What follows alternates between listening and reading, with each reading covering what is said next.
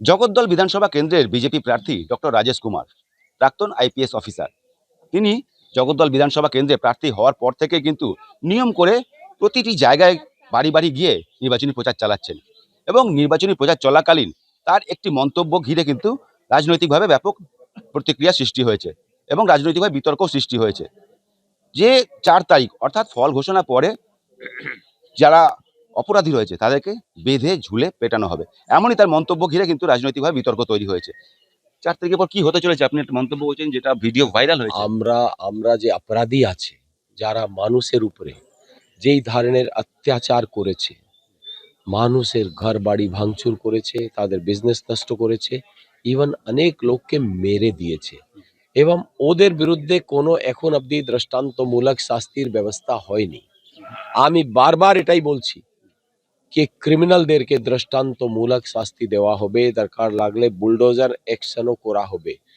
এই কথা শুনে এই যে ক্রিমিনাল যারা আছে তারা তো ভয় পেয়ে গেছে, ওদের যে বাবারা আছে যারা ওদেরকে ফুলিয়ে বেলুনের মতো ফুলিয়ে রেখেছে তারাও ভয় পেয়ে গেছে।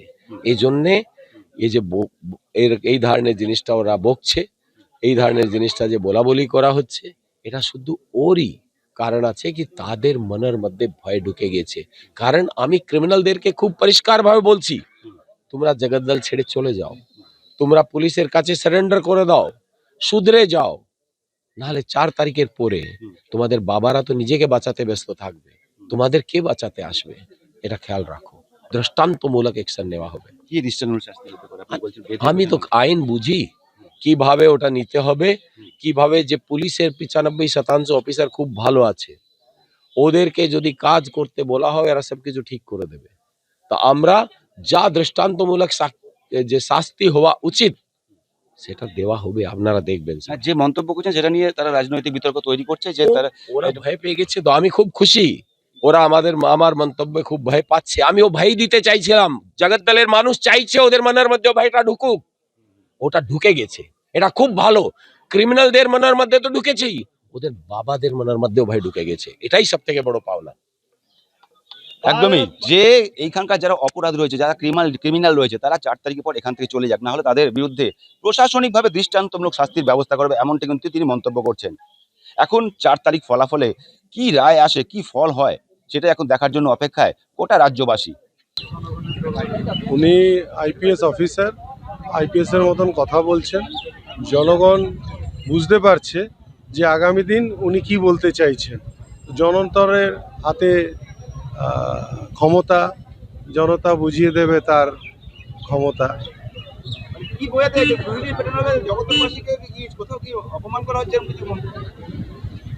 আমি এই মুহূর্তে দাঁড়িয়ে কিছু বলতে চাই না। জনগণ খুব ভালোভাবে দেখছেন, রাস্তাঘাটে হাটে বাজারে সব জায়গায় একই আলোচনা যে একজন প্রার্থী তিনি শুধু নাম ঘোষণার পরে বিভিন্ন মিটিংয়ে যেভাবে তিনি এইভাবে নিদান দিচ্ছেন, গতকাল 21 নম্বর ওয়ার্ডেও তিনি মিটিং করে এই কথাটাই বলেছেন। তাই আমরা জনগণের উপর বিশ্বাসী, মমতা ব্যানার্জির দল তৃণমূল কংগ্রেস মামাটি মানুষের দল, মানুষের উপর আস্থাশীল। তারা 29 এপ্রিল ওনাকে ব্যালটের মাধ্যমে ইভিএমের জোড়া ফুল বোতাম টিপেই এর উত্তর দেবে। ক্রিমিনাল তো আর কি বলবো বাবু, এখনকার বলার কিছু নাই।